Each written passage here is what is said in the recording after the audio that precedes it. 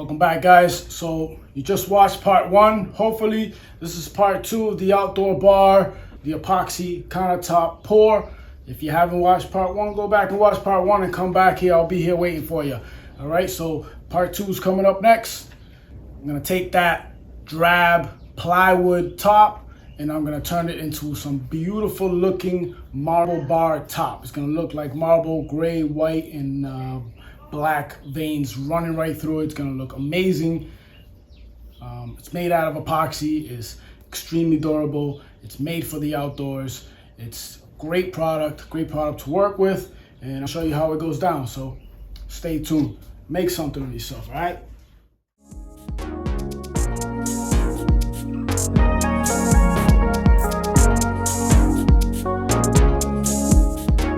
Alright, so before we get started with our epoxy pour, we're going to set up our workstation. We'll cover up everything because we're going to make a mess.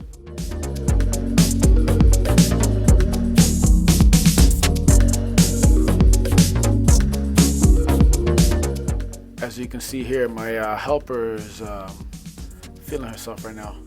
Who am I to judge?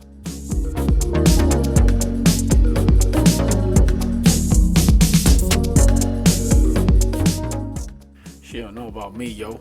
Show how it's done.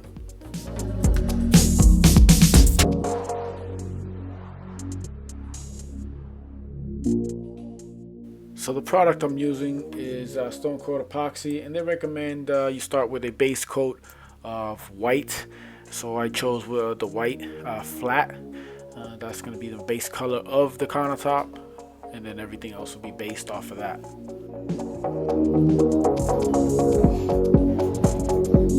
Alright, so I laid my base coat for my countertops. Now it's time to mix up the epoxy, and we're going for a little marble look. Some gray base, some black veins going through the marble. It's gonna be fun. I'll watch that next. I lied. So before you get to watch me pour the epoxy, I wanted to cover up these seams here. So remember, I went with 3/4 inch plywood, and I glued and screwed them together, created a seam between the two pieces of plywood. Now, in order for this to look like one solid piece of stone or marble, you have to fill these seams up. So this Bondo mixture, I'll leave a link in the description below. This dries within 15 minutes. So after 15 minutes, you can sand it down. So I went with that, and it worked pretty good. Here's the edge here, and as you can see, it all looks like one piece together. 1.5 inch thick piece of marble. Yeah, that's what it's gonna look like once I'm done. It's just gonna be a piece of marble that I made in my garage. And then once that's dry, 180 grit on a sanding block to 220, and just smooth out the edges, and you're ready to rock. So this was my first time making such a big pour. I've used this product before, Stone Coat Epoxy. They're not a sponsor. I paid for this product myself out of my own pocket. So this is not a paid sponsorship or anything like that. It is a great product. You can do a lot of things. And it being such a big pour, I did make a few mistakes that we'll go over here now, so that maybe you can avoid them. The first thing they suggest you do is make sure you mix enough epoxy. That was my first mistake. I didn't mix enough epoxy. I miscalculated it.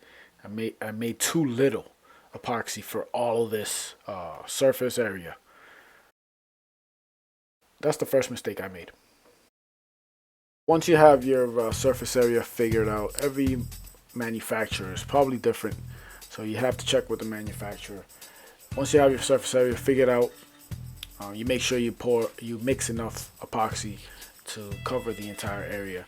You want to lay down a base coat so that you're able to pour the veins and the different colors on top of the base coat and spread them more easily. As you can see here, I'm already moving on to the veins. I was a little excited to jump into the veins and stuff like that, but there's huge areas that are not covered with epoxy. So you're gonna see me go back and have to cover those areas with epoxy because I neglected to put my base coat first. I had to go back and pour those areas and fill those areas with more epoxy.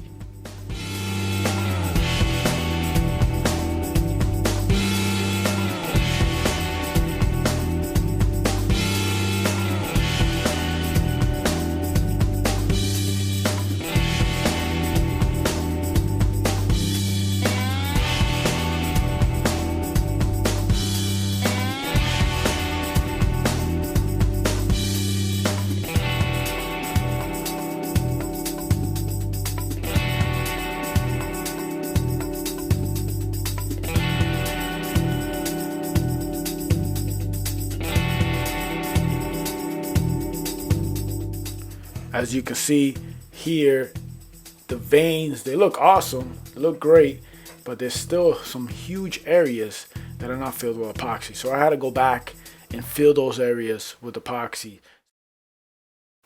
And here's a perfect example of that. I had to really pour it heavy on top of my veins. You usually don't want to do this. You want to have this done before you start running your veins, but I had to go back and pour my white base. It was more like a white base. You see the contrast between the base and the gray that I was trying to create.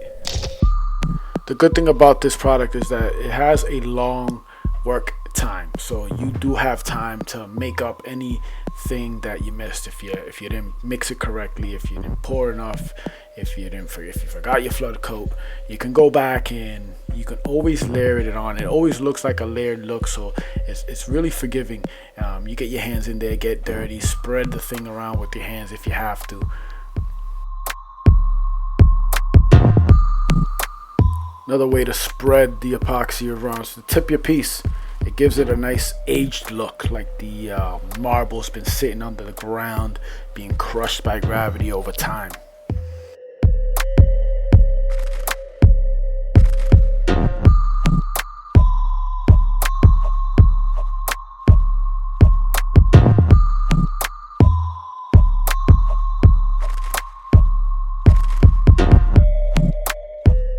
As you can see here, I was able to save it. Look at the beautiful contrast between the dark grays, the light grays, the whites, the black veins coming through. It just looks awesome. Look at that. Look at that. Once you get it done to where you want it, then you just get the heat gun or a torch and just lightly pop the bubbles. You want to pop all the bubbles that are coming through. Look at that. Look at that. That looks amazing. That looks awesome. You probably won't get all the bubbles, but once the piece dries, the bubbles will pop on their own. But look at that. Oof. Oof.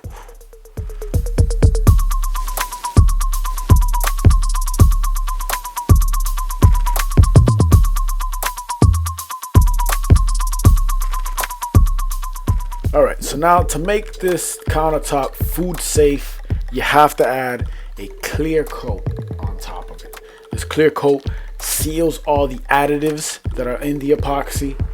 It gives it a nice shine. You can make it really shiny if you want, or you can make it like a dull look. But before you add that clear coat, we have to sand. You hit it with 220 grit and a nice light sanding, and you should be ready to go. So the clear coat is basically a 1-to-1 ratio, no additives, just clear epoxy, and you spread it out with a 16th inch square notched trowel.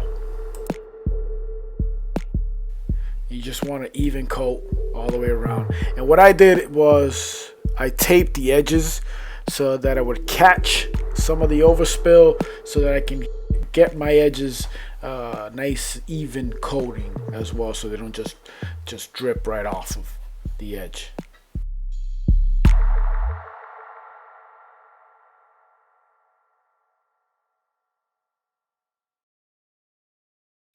Once you got an even coat of your clear coat, you want to hit it with the heat gun, pop all your bubbles. You want to stay 6 to 8 inches from the surface of your piece.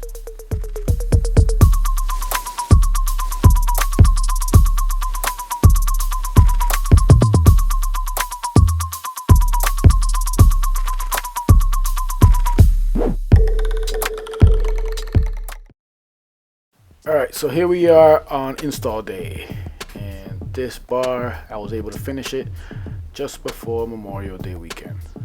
So I was able to finish it and install it for them right before the weekend.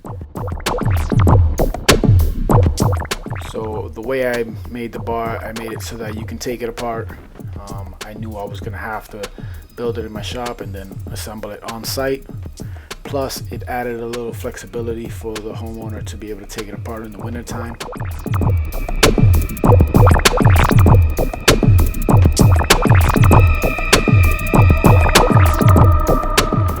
And here's what it looks like from behind.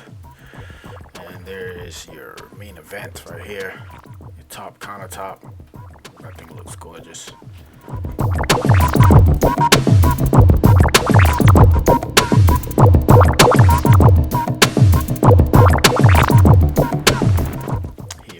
Bottom piece. Don't worry, you'll get a closer look at it. I know.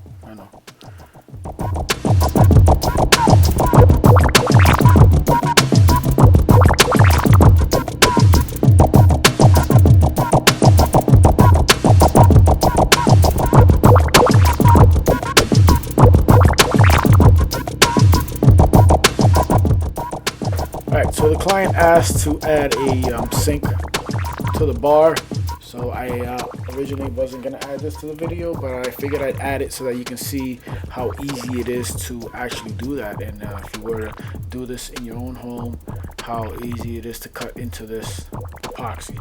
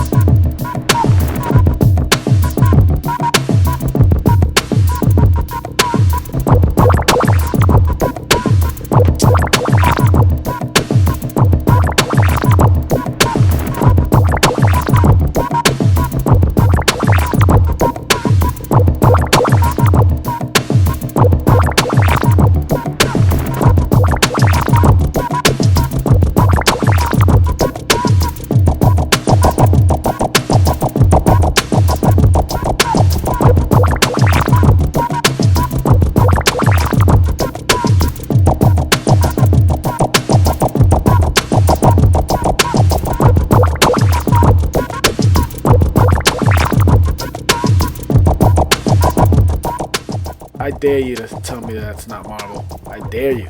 Go ahead. That thing is beautiful. Ready to serve it up. Let's go. Word. Now it's time to get the fellas over. Get the drinks going. Yo, you guys made it. What's up? What's up, bro? I hope you guys saying about me. It's all good though.